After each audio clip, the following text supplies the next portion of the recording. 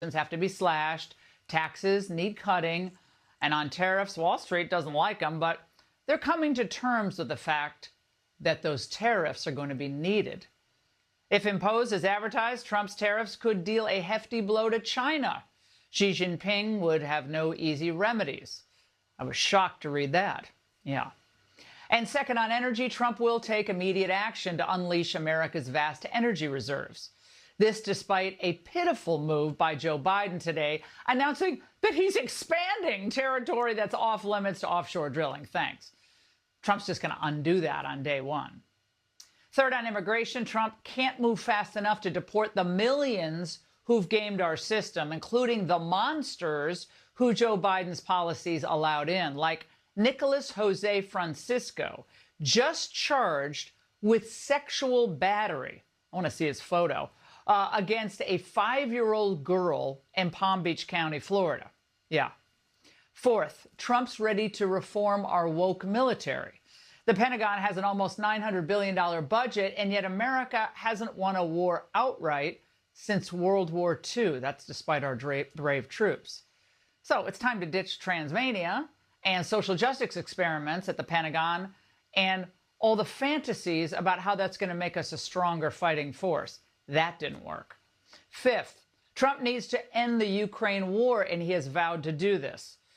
By the way, Zelensky's asking for more money later this week, even as Biden's been shoveling billions out the door as fast as possible to Ukraine. I think it's worth remembering that we don't even know how many troops on both sides have died. But we do know it's in the hundreds of thousands. It's a bloodbath. And hundreds of billions of U.S. taxpayer dollars later, well, we've helped prolong the killing fields. Six, the China threat. We've just begun to learn how the CCP has penetrated our most sensitive communications and, by the way, our infrastructure. It's extremely disturbing. The Wall Street Journal did a phenomenal report on this over the weekend. Again, this is despite the billions that we've spent over the years on the deep state. So what's China planning? Well, we're going to dig into that later in the show. Meanwhile, there is really zero sense, from what I can tell, that at least Democrats in elected office have a clue about how to fix their own mess. They're still lying about the Biden cover-up. Leader Schumer, what do you say to Americans who feel as though you and other top Democrats misled them about President Biden's mental acuity?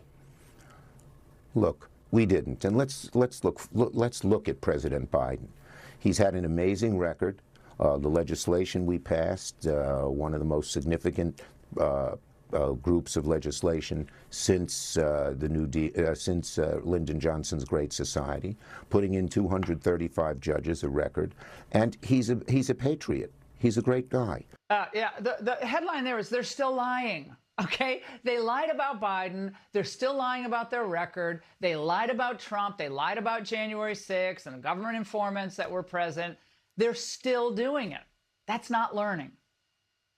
Democrats know, they know this, that the only person to be killed on January 6th was Ashley Babbitt. And they want to memory hole her, but we will not let them. And of course, yeah, they continue to lie about Donald Trump. Do you still believe he's a threat to democracy? I think what he did was a genuine threat to democracy. I'm hopeful that we're beyond that. Yeah, so he wins, so no longer is he a threat to democracy. It was always a lie. And he's a sad, contemptible man. Look, we can't ever let their big lies fly again. And there should be accountability, from COVID to Afghanistan to the Secret Service bungles. The list goes on and on. It's time to set the record straight, to restore credibility to our government. It's critical that we do this.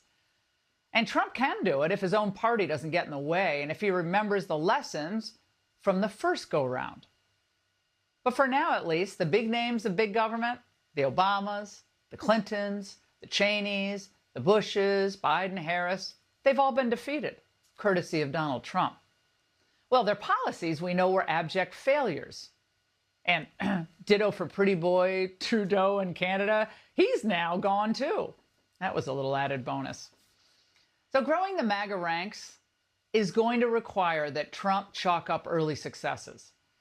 And as they say, look, winning is hard, but governing is harder. But with Democrats demoralized and Republicans determined, the best truly can be yet